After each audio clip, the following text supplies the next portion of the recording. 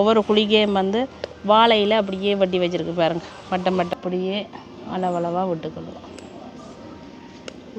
இங்கே என்ன ஒரு அழகாக வந்திருக்குன்னு பாருங்க. காய்ச்சிருக்கு அண்ணா விட்டு அதோட இங்கெல்லாம் பழமும் ஒன்று கிடக்கு. ஓ, இது பழம் முடுங்கி போட்டிங்களே.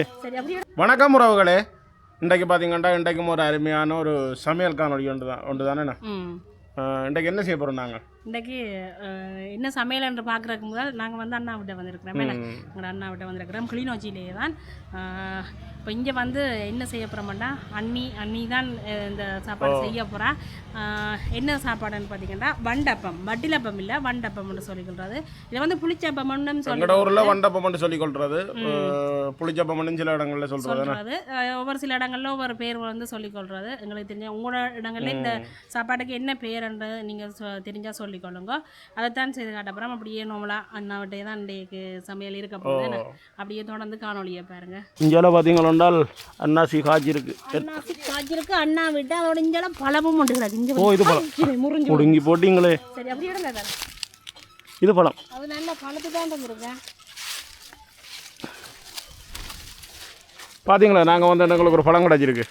அன்னாசி பழம் வாசம் அடிக்குது. இங்கே பார்த்தீங்கன்னா இவர் மற்ற அண்ணா, இவர்கிட்ட விட வந்துறாங்க.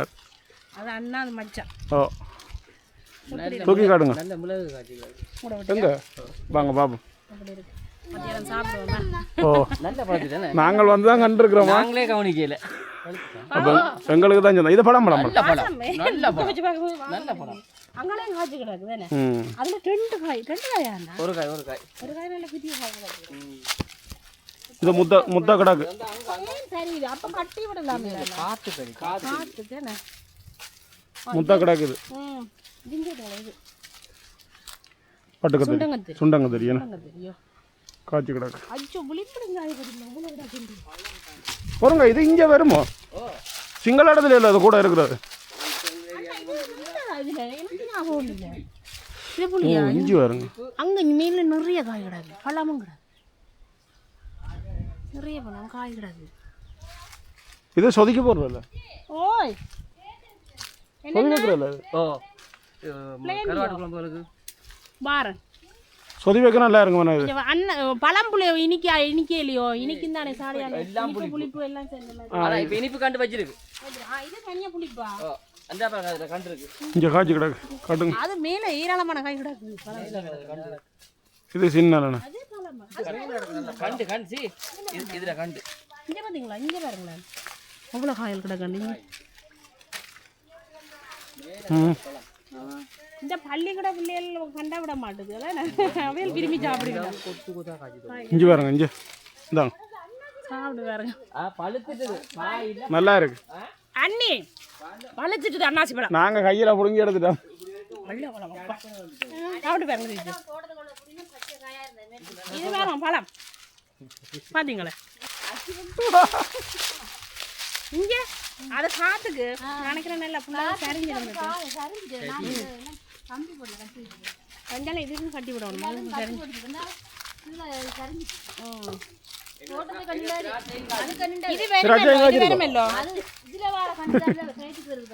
அதெல்லாம் வருமா? இது வராது, வருமில்ல? இது வரும். தோட்டத்துக்கு காய்ச்சினா பெரிய 2 கிலோ வரும் எங்களுக்கு. ஓல பார்த்தீங்கன்னா மிளகு இங்கே வரங்க செய்ய. அப்படியே முதல் நின்றது அங்கே நின்று முத்தையங்கட்டில் நின்றது. அப்புறம் மேலே நெல் அப்படியே நிறைய காய்ச்சி ஏணி வச்சு தான் போடுங்க அவனும் ப்ராடக்ட். ஓ, ஓ, இந்த சைடாலே அண்ணா இது நல்ல மேல படர விட்டுட்டீங்களே. இங்க திராட்சை கொடி திராட்சை கொடியோட கலந்துருக்கு. அங்கே பச்சை ஜம்பு முதல்வருக்கு வரைக்கும் திராட்சை காய்ச்சிருந்தது. அங்கே பச்சை ஜம்பும் காய்ச்சி கிடக்கு. ஜம்புவோ? கிரேப்ஸ். ஓ, இது கிரேப்ஸ். முதல் வரைக்கும் காய்ச்சிருந்தது. பச்சை ஜம்பு காய் கிடக்குதா? இந்த கிடக்கு காய். இந்த இதுலையும் காய் கிடக்கு. இங்கே பாருங்க, இலைக்கு தெரியுது இல்லையே. புடுங்க எல்லாம் புடுங்கியாச்சா? தனியா பஜ்ஜியா? சிவப்பு கலரே வராது. பஜ்ஜி நல்ல டேஸ்ட். இது எவ்வளோ பிஞ்சு பிடிச்சி கிடக்குன்னு வேறு சொல்லுக்கா. நல்ல இனிப்பாக கிடக்கு, நல்ல இனிப்பு சுஜி. இங்கே பாருங்க கிடக்கு. தட்டிக்கிட்டேன் அப்படியே உங்களுக்கு ஞாபகம் கொடுப்படுது. ஒன்றை பேக்க வச்சு பாருங்க எப்படி இருக்கு, தேன் மாதிரி கிடக்கு. திராட்சை காய்ச்சி அந்த அம்மா காய்ச்சினா இந்த திராட்சை சீசன் தானே. ஓ இப்போ என்ன? மஞ்சள் இனிப்பு சிவப்பை விட ஓ நல்ல இனிப்பு. நம்ம இதை கழுவி போட்டு சாப்பிடுங்க. இது கீழே விழுந்தோம். இந்த சிவப்பை விட நல்ல ஒரு இனிப்பாக கிடக்கு. கழுவி போட்டு சாப்பிடுங்க. இப்போ பார்த்தீங்கன்னா நாங்கள் மண்டபம் செய்கிறதுக்கு வந்து அரிசி மாவில் தான் வந்து இது செய்து கொள்வது. நார்மலாக வந்து இப்போ இட்லியை வைக்கிறதெல்லாம் வந்து உளுந்தெல்லாம் நினைய வச்சு நீங்கள் அரைச்சி எடுக்க வேணும். இந்த மண்டபம் வந்து இட்லி பானையில் தான் வந்து அவிச்சு எடுக்க போகிறோம். ஆனால் வந்து எங்களுக்கு உளுந்து தேவையில்லை, அரிசி மாவு வெறுமனே நாங்கள் அரிசி மாவில் தான் இந்த மண்டபம் செய்து எடுத்துக்கொள்ள போகிறோம். அரிசியை வந்து 2 மணித்தியாலம் நினைய விட்டாலே காணும். எங்களுக்கு இடிச்சு எடுக்கக்கூடிய பருவத்துக்கு அரிசி நினைஞ்சாலே காணும். இது வந்து 2 சுண்டு அரிசி தான் எடுத்துருக்குறோம். அவ்வளோதையும் நினைய பண்ணி நாங்கள் அரிசியை வந்து இடிச்சு எடுத்துருக்குறோம். என்னென்னு சொல்லி சொன்னால் இதுக்கு வந்து குறுநாள் எடுக்கணும். முக்கியமான விஷயம் குறுநாள் எடுக்கணும். இப்போ குறுநாள்ண்டா இப்போ கிணக்கு எடுக்க வேணுமெண்டு இல்லை. இப்போ நாங்கள் அரியதறதுக்கு வந்து கூடுதலாக எடுத்துக்கொள்வோம். இது வந்து அப்படி இல்லை, நல்ல ஒரு ரவை பருவத்தில் அந்த குறுநாள் வந்து எடுக்க வேணும். இப்போ 2 சுண்டு நாங்கள் அரிசி போட்டுருக்கிறோம்டா அதில் ஒரு காய்ச்சுண்டு குறுநாள் வந்து எடுத்தால் காணும். இப்போ வந்து மாவை நாங்கள் அரித்து குறுநாளுக்கு ஏற்ற மாதிரி அரிச்சு எடுப்போம். இப்போ இது பெரிய கண் அரி தட்டு, இது வந்து அதிலும் பார்க்க சின்ன கண். இப்போ நாங்கள் ரவை பருவத்தில் எடுக்கிறோண்டா கட்டாயம் இதில் எடுத்தால் கொட்டுப்பட்டுடும். அதனால் வந்து இதில் அரிச்சு எடுத்துட்டு பெரிய கண்ணால் இப்போ இந்த இதில் வந்து சின்ன கண்ணால் அரிச்சா வந்து எங்களுக்கு அளவான குறுநாள் வந்து ஒரே அளவான குறுநாள் வந்து எடுக்கலாம். அதுக்காக 2 அரி தட்டு வச்சுருக்கிறோம். நீட்டாக குறுநாள் எடுக்கலாம். இப்போ சுலகலையும் நம்மளாக நாங்கள் பொழிச்சு எடுத்துக்கொள்ளலாம். ஆனால் சுலகில் எடுக்க சில நேரங்களில் அந்த புல்லுக்கொட்டையில் அப்படி இருந்தால் போகும். இதில் முதல்ல அரிப்போமே நான்.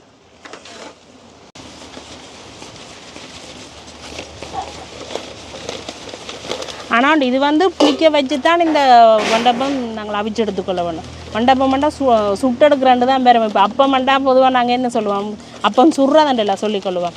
அது மாதிரி மண்டபம் சுட்டு எடுக்கிறது இல்லை, அவிச்சு தான் எடுக்கிறது. ஏன்னா யோசிக்காதீங்க, அண்ணி கதைக்க மாட்டான்ட்டு கதைப்பா. எண்ணில முட நல்லா கதைப்பா அண்ணி. அது ஸ்டார்ட் பண்ணி விட்டா சரி விட்டாங்க கதைப்பா. இப்போ பார்த்திங்கன்னா நாங்கள் ஒரு தரம் நல்ல வடிவாக அரிச்சு எடுத்துட்டோம். இதை வந்து என்ன செய்ய போகிறோம்னா இப்போ கொஞ்சம் கொஞ்சமாக இந்த பாத்திரத்துக்கு போட்டுட்டு இப்போ சின்ன கண்ணால் அரிச்சு எடுப்போம்.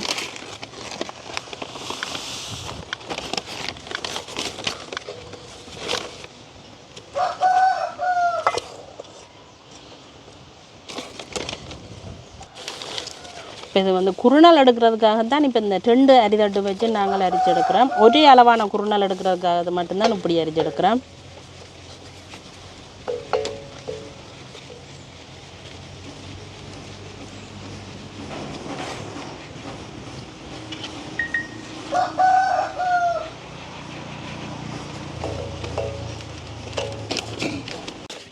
இப்போ பார்த்திங்கன்னா எங்களுக்கு இங்கே இந்த ரவை பருவத்தில் வந்து இந்த குறுநாள் வந்து வந்துருக்குது. அதுக்காக தான் இந்த சின்ன கண்ணுள்ள அரிதட்டில் அரிச்செடுத்து நாங்கள் இந்த பருவத்தில் தான் இந்த குறுநாள் வந்து எடுக்க வேணும். இப்போ எங்களுக்கு இப்படி தொட்டு பார்க்க ரவை எப்படி இருக்குமோ அப்படித்தான் இருக்குது பாருங்க, இப்படித்தான் இருக்குது. இப்படியே நாங்கள் மற்ற மாவையும் அரித்து இந்த குறுநாளை வந்து எடுத்துக்கொள்வோம்.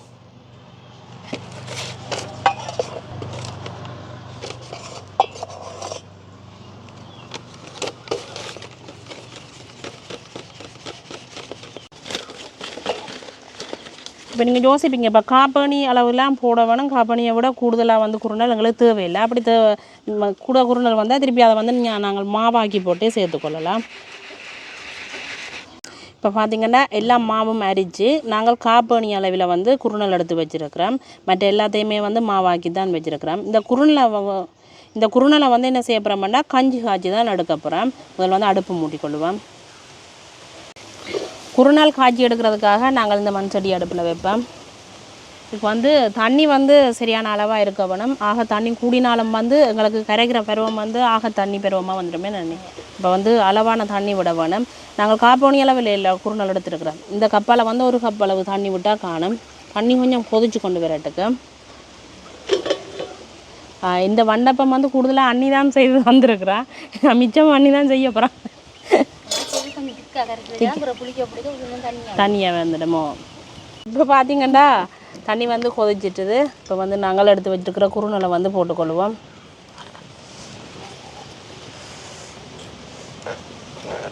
இப்படி நல்ல வடிவாக கலந்து போட்டுருக்கணும். டக்குன்னு அவிஞ்சிடும். என்ன அன்னைக்கு தலை மட்டும்தான் மேலே செய்யும்.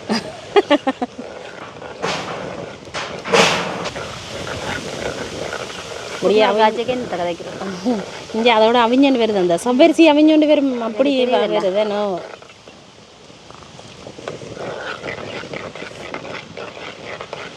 இந்த கரையில் போடுறதெல்லாம் வந்து அந்த கஞ்சி கொஞ்சம் அவியக கொஞ்சம் திக்காமல் வர பார்க்க. அப்படி திக்கா வந்தாலும் பிரச்சனை இல்லை, கொஞ்சம் கட்டியாக வந்தால் பரவாயில்ல. அவிஞ்சா சரி எங்களுக்கு. இப்போ முதல் தினம் செய்கிறாக்கள் இப்போ காய்ச்சிக்க வந்து கொஞ்சம் தடிப்பா திக்கா வந்து காய்ச்சி போட்டாலும் கொஞ்சம் வந்து பிரச்சனை இல்லை எங்களுக்கு வந்து அவிஞ்சாக சரி. அவிஞ்சு கொண்டு வந்துட்டுது. இப்போ நாங்கள் வந்து இறக்கி வைப்போம். ஏன்னா மண் சட்டியில் இருக்க இன்னும் எங்களுக்கு சூடு கூட வேலை இருக்குது. ஆறுனா தான் இந்த மாவுக்குள்ளே போட்டு கரைக்கலாம். இல்லாட்டி மாவை அவிஞ்சிடும். சுட சுட போட்டால் மாவு அவிஞ்சிடுமோ. இப்போ பார்த்தீங்கன்னா குறுநல் வந்து அப்படியே நல்ல வடிவாக காய்ச்சி வச்சுருக்கிறோம். இது ஆறிக்கொண்டு இருக்கட்டுக்கு. அதோட வந்து வண்டப்பத்துக்கு தேவையான பொருள் என்னென்ன எடுத்து வச்சுருக்கிறோம்டா, சர்க்கரை வந்து இப்போ பானியாக காய்ச்சி வைக்கல. நாங்கள் சர்க்கரையை வந்து வடிச்செடுக்கிறதுக்காக மட்டும் வந்து என்ன செய்யிருக்கிறோம்டா நார்மலாக காய்ச்சி வச்சுருக்கிறோம். என்னென்னா சின்ன மண்ணுகள் தூசுகள் வந்து அந்த தும்புகள் வந்து இருக்கக்கூடும், வடிக்கிறதுக்காக மட்டும்தான். இப்போ உண்மையிலுமே இப்போ நீங்கள் பாவிக்கிற சர்க்கரையில் வந்து அப்படி தூசுகள் ஒன்றும் இல்லைன்னு சொன்னால் நீங்கள் இப்படி தேங்காய் பூடையும் சர்க்கரையை தூளாக்கி போட்டு தேங்காய் பூடை போட்டு அடிச்சுட்டு போடலாம். ஒரு போட்டுக்கலாம். அப்போ தேங்காய் பூடை போடைக்கு ஒரு அரை சில்வர் தண்ணி விட்டு தான் அடிக்க வேணும். அப்போ இப்போ நாங்கள் அரை சில்வர் தண்ணியை சர்க்கரைக்குள்ள விட்டு அடுப்பில் வச்சு கொஞ்சம் சூடு காட்டி கரைச்சி எடுத்து வச்சுருக்கோம் வடிக்கிறதுக்காக. அதோட வந்து பாவி தேங்காய் அளவில் வந்து திருப்பி எடுத்து வச்சுருக்கிறோம். அதோட வந்து ஏலக்காய் வந்து அப்படியே வறுத்து வச்சுருக்கு. எல்லாம் வந்து நாங்கள் அரைச்சி தான் எடுக்க போகிறோம். முதல் வந்து தேங்காய் பூவை போட்டுக்கொள்வோம். என்னென்னு சொல்லி சொன்னால் இப்போ சர்க்கரை வந்து 2 மணி அரிசிக்கு வந்து 1/4 கிலோ சர்க்கரை அளவில் எடுத்து வச்சுருக்கிறோம். அப்படியே காய்ச்சி வச்சுருக்கிறோம். இப்போ உங்களுக்கு கூடுதலாக இனிப்பு தேவைன்னு சொல்லி சொன்னால் இன்னும் ஒரு அரை மணி அளவில் வந்து சீனி சேர்த்துக்கொள்ளலாமே. இப்போ இது வந்து இனிப்பாக சீனி சேர்த்துக்கொள்ளலாம். மற்றது சில பேர் வந்து வெள்ளையாகவும் வண்டப்பும் செய்து கொள்ளலாம். அதில் வெள்ளை அரிசி வெள்ளை பச்சை அரிசி ஊற போட்டு சர்க்கரை போடாமலுக்கு சீனியை மட்டும் போட்டு கரைச்சியும் செய்து கொள்ளலாம். இதை வந்து இப்போ வடித்து விடுவோம்.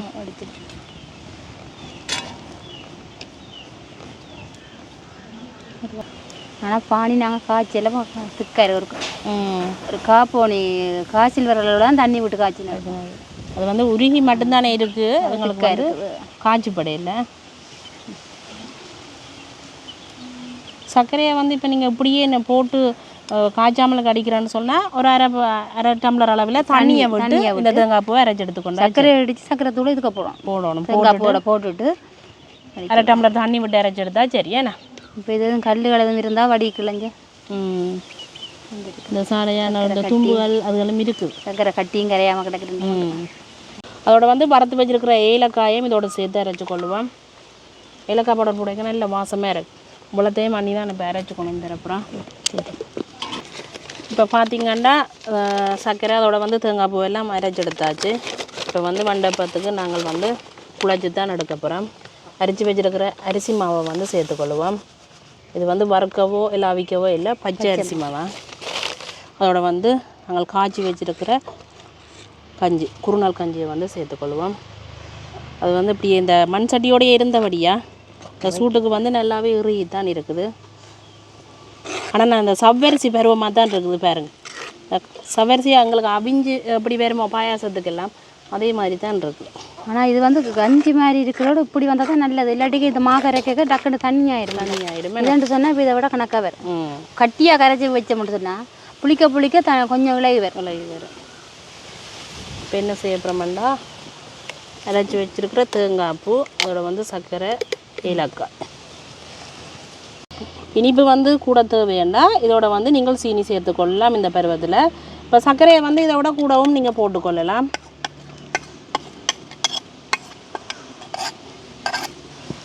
இப்படி கலராக இருக்குது. இப்போ வந்து கையாலேயே வந்து அப்படியே நல்ல வடிவாக குழைச்செடுப்போம்.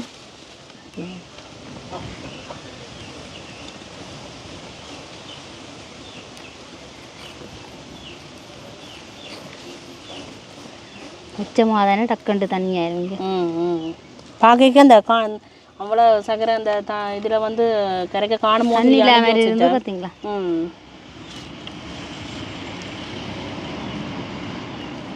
இப்படி பருவத்தில் கரைச்சி வச்சாலே காணும். ஏண்டா புளிக்க அள்ளி ஊற்றுற அளவில் வந்துடும்.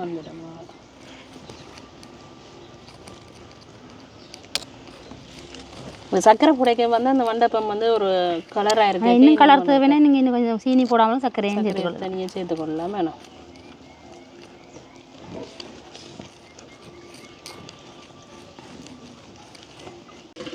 இப்போ பார்த்திங்கன்னா நல்ல வடிவாக பதமாக வந்து நாங்கள் அப்படியே கரைச்சி எடுத்துட்டோம். இதுக்கு வந்து இப்போ கிட்டத்தட்ட குறைஞ்சது வந்து ஒரு 6 மணித்தியாலும் இப்படியே புளிக்க வேணும். நீங்கள் யோசிப்பீங்க புளிக்கிறதுக்கு என்ன பொருள் இப்போ இதில் புளிக்கிறதுக்கு போட்டிருக்கேன்னா தேங்காய் பூ தான் நாங்கள் இதில் சேர்த்துருக்கோம். இப்போ சில பேர் வந்து பால் விட்டும் புளிக்க வைக்கிறது. நாங்கள் தேங்காய் பூ தான் போட்டு அரைச்சி வச்சுருக்கிறோம். தேங்காய் போட்டால் நல்லா தேங்காய் பூ போட்டால் நல்லா சொப்டாக வரும் வந்து புளிக்க வச்சுருக்கோம். ஒரு 6 மணித்தியாலத்துக்கு பிறகு நாங்கள் மண்டபம் அப்படியே அவிக்க தொடங்குவோம். ஆனால் இந்த பதத்தில் கரைச்சி வச்சா முடிச்சுன்னா புளிக்க கொஞ்சம் அள்ளி ஊற்றுறதுக்கு பதம் கணக்காக வரும். அப்போ அப்படியே நாங்கள் மூடி வச்சு விடுவோம். ஒரு 6 மணித்தியாலத்தால் எடுத்து பார்ப்போம். இப்போ பார்த்திங்கன்னா கிட்டத்தட்ட எங்களுக்கு 6 தொடக்கம் 7 மணித்தியாலம் ஆகிட்டு தான் நான் எப்படி இருக்குன்னு பார்ப்பேன். எப்படி வந்து நல்லா அப்படியே அந்த மேலால் கண் எல்லாம் வந்துருக்கு புளிச்சேண்ணே. நல்லா பொங்கி இருக்கு. பார்க்க தெரியுது பொங்கி இருக்கு. அப்படி பொங்கி வந்து கட்டியாக கரைச்சி வச்சுனாங்க. கீழ் அடி இல்லான் இருந்தது. இப்போ இங்கே வந்துருக்கான்னு பாருங்க. அள்ளி ஊற்றக்கூடிய மாதிரி வந்துட்டு இந்த அளவு இருந்தால் காணும். அப்போ கரைக்கே நாங்கள் இன்னும் கொஞ்சம் திக்காக கரைச்சி வச்சா தான் புளிச்சோறுங்க இப்படி வருமே. அது கரைக்க தண்ணியாக கரைச்சி விட்டுட்டோம்னா அள்ளி அது தோசைக்கு தான் தோசை மாதிரி தான் ஊற்றுவோம் மாதிரி. ரைட். அப்போ வந்து இந்த பதத்தை வந்து கவனமாக நாங்கள் கரைச்சி வச்சுட்டா சரி. இட்லி பானைக்கு வந்து தண்ணி விட்டு அப்படியே கொதிக்க வச்சுட்டோம். நாங்கள் விடியத்தான் கரைச்சி வச்சுனாங்க. இப்போ வந்து கிட்டத்தட்ட ஒரு 4 மணி 5 மணி ஆகுது. அந்த டைமுக்கு தான் ஒரு பின்னேராக இதாக தான் இந்த மண்டபம் சாப்பிட போகிறோமே. இப்போ வந்து இட்லி தட்டுக்குள்ளே வந்து ஒவ்வொரு குழிகையும் வந்து வாழையில் அப்படியே வட்டி வச்சுருக்கு பாருங்கள். வட்டம் வட்டமாக வட்டி வச்சுருக்கு. இப்போ வந்து அப்படியே நாங்கள் இட்லி சட்டிக்கை வச்சு போட்டாலே ஊற்றுவோமே. அந்த தட்டை வைங்க.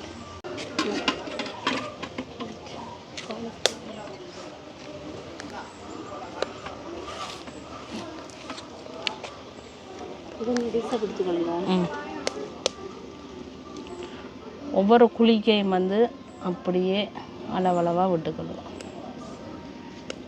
கொஞ்சம் குறைச்சி விட்டோம்னா அவிஞ்சு ஊதிக்கொண்டு வரும். இப்போ இட்லி அவிக்கிற மாதிரி ஒரு இதுதான் இட்லிக்கு வந்து நாங்கள் உளுந்து. ஆனால் நீங்கள் பானையிலையும் அவிச்சுக்கூடாது. வீடு கட்டிட்டு அதுக்குள்ள இலையை வாட்டி போட்டுட்டு அப்படியும் ஒரே தரத்துலேயே மாவை ஊற்றி ஒண்டா வச்சுட்டு பிறகு வட்டியும் எடுத்துக்கொள்ளலாம். இப்போ நம்மளாம் நாங்கள் புட்டு அவிக்கிற புட்டு பானை இருக்குது தானே, அதுக்கே வந்து அப்படியே வீடு கட்டி போட்டு அவிச்சு கொள்ளலாமே. இப்போ வந்து மேல் தட்டு 2 தட்டு இருக்குது. மேல் தட்டு தான் விடுவோம். காற்றடிச்சதுண்டா இல்லை பறந்துடும். 14 மண்டபம் வரும் ஒரே நேரத்தில் எங்களுக்கு. வெட்டி சாப்பிட்றோட இது ஆளு கொண்டு எடுத்து சாப்பிடலாமே. இப்போ வீடு கட்டியை வச்சா பெருசாக தண்ணி போட்டு வெட்டி தான் சாப்பிட வேணும். மற்ற இதுக்கு கறியும் தேவை இல்லையோ. சீனி போட்டு தெளி மாதிரி.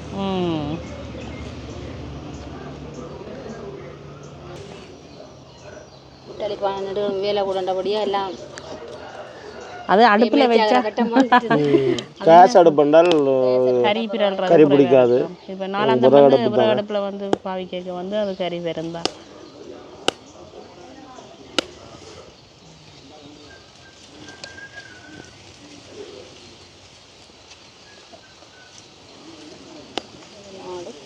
இன்னும் ஒரு 14 ஊற்ற. இப்போ வந்து இப்படியே மூடி விடுவோம். நல்லாவே அவிஞ்சு விரட்டுக்குமே.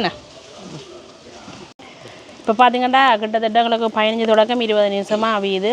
அவிஞ்சிருக்கு. என்னடா வெக்க வந்து கூடுதலாக வழியே போகுது. இப்போ திறந்து பார்ப்போம்.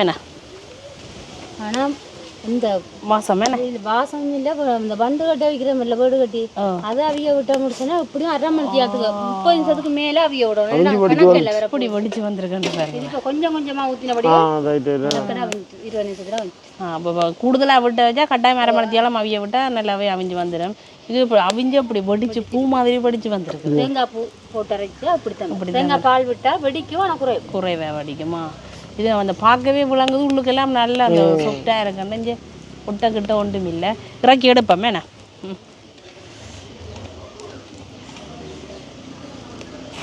இல்லாத காரணத்தால் நாங்கள் எப்படி இருக்குன்னு பாருங்க. அப்படியே ஒரு இங்கே என்ன ஒரு அழகாக வந்திருக்குன்னு பாருங்க. இதே கவனம் அடுத்தது ஊற்றி எடுப்போமே. அந்த ஏலக்காய் வாசம் அதோட வந்து வாழையில் அவிஞ்சது நல்ல ஒரு வாசமாகவும் இருக்குது. இங்கே அடுத்த கீழையும் இல்லாமல் அப்படி படித்து அடுத்த தட்டு ரைட் இப்படியே மற்றதை முறைக்கு எடுப்போமே.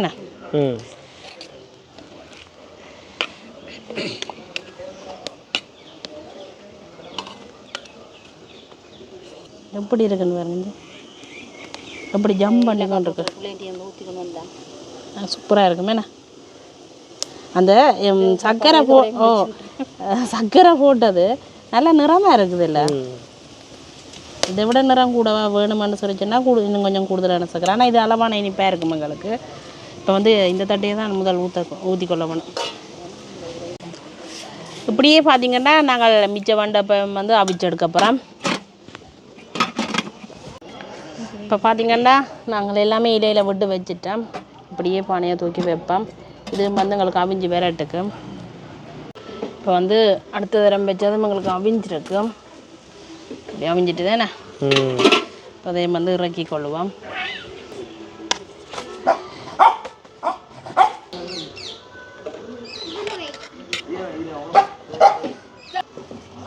எப்படி வருதுன்னு பாருங்க.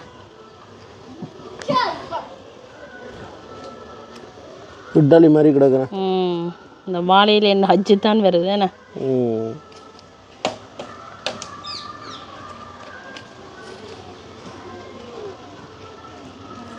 இப்போ வண்டப்பமெல்லாம் அவிச்சு எடுத்தாச்சேண்ணா. அதோட வந்து நல்ல ஒரு பிளேண்டி மாற்றி வச்சிருக்கு. அடிச்சு சாப்பிடுங்க. வண்டப்பம் அதோட வந்து எப்படி இருக்குன்னு பாருங்க. இங்கே வந்து நான் பிச்சு காட்டுறேன். பஞ்சு பாருங்க எப்படி இருக்குன்னு பாருங்க. இப்படியே நாங்கள் சாப்பிடுவோம். வேணா எனக்கு மட்டும் தான் நான் சாப்பிட்டு வீடியோ எடுப்பேன். அப்போ நாங்கள் இந்த பிளேண்டி வேணாமல் இதை தாங்க பிளேண்டி எடுத்து வச்சுக்கலாம். பிளேண்டி ஊற்றி தான் எனக்கு பிளேண்டி வேணாம். நான் டீ ஊற்றி தரணுடுங்க. கரணம் எடுத்து குடிங்க. சூப்பராக இருக்கு. வித்தியாசமாக இருக்கு. அந்த சொல்லக்கூடாது, நீங்கள் சொல்லுங்க கேட்குறேன். உண்மையிலுமே நல்ல ஒரு பிள்ளைகளுக்கெல்லாம் ஸ்கூலுக்கு போட்டு உடனே போய்க்கு டக்குன்னு செய்து வைக்கக்கூடியது தான் கரெக்ட். அந்த அரிசி குருநாள் சாதுவாய் இந்த இதன்ற மாதிரி கிடக்குண்ணா. அந்த சாதுவாக கடி வர்றது அதுதான் குருநாளாக காய்ச்சி போட்டு போடுறோம். தனியாக குருநாளை போட்டோம்னா அவிய லேட் ஆகும். அதான் மற்ற இட்டலியை விட நல்லா பொங்கி வந்துருக்கு. பெருசா வடிவெல்லாம் இட்டலி மாதிரி இருக்குது. ஆளுக்கு ஒன்று தானாமா அதெல்லாம் கொடுக்கலாம் போட பார்ப்போம். 2 பவுனி மாவில் 28 பரவாயில்ல. இதுக்கு வந்து கணக்க பொருள் தேவையில்லை. சும்மா நோமலாக நாங்கள் வளமையாக பாவிக்கிற சிவப்பு பச்சை அரிசி அதோட ஒரு 1/4 கிலோ சர்க்கரை இருந்தால் ஒரு ஏலக்காய் கொஞ்சம் இருந்தாலே காணும். பாதி தேங்காய் இவ்வளவும் இருந்தாலே காணும். கோயில் மணி பாருங்க. 6 மணி ஆகுது. என்னென்னு சொன்னால் இதுக்கு ஒரு எண்ணெயோ இதெல்லாம் வந்து பொறிக்கல. சும்மாவே அவிச்சு எடுக்கிறது தானே. ஆவியில் அவிச்சு எடுக்கிறது நல்லா இருக்கு.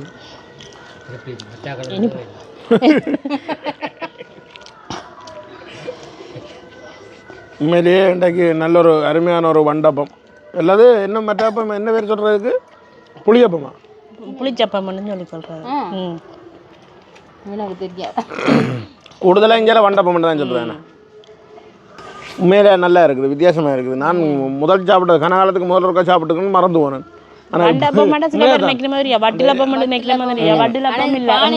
வேடு கட்டி அவிச்சு தான் வண்டப்பம் இப்போ நாங்கள் இப்போ இட்டலி தட்டிலையும் ஊற்றி அவிக்கிறோம். அதனால தான் வண்டப்பம் சொல்கிறது. அதானே வண்டு கட்டி அவிக்கிறது. அதால தான் மண்டபம் எடுக்கிறோம். அந்த பானையில் வண்டு கட்டி அவிக்கிறபடியான வண்டு கட்டினா என்ன அந்த முடிச்சு கட்டி தானே அந்த துணியை வேடு கட்டி வாழையிலே வாட்டி போட்டு வச்சுட்டு. ரைட். இன்றைக்கு பார்த்தீங்கன்னா உண்மையாக ஒரு அருமையான ஒரு காணொளி. நானும் உண்மையாக வீடியோ எடுத்து சாப்பிட்டுட்டேன். அதான் எடுக்கலாம். அது கிடாது 14-15 இருக்கு. அப்போ நாங்கள் என்ன மாதிரி வீடியோ முடிப்போம் என்ன? இந்த காணொலியை முடிச்சு கொள்வோம். ஓ நன்றி வணக்கம்.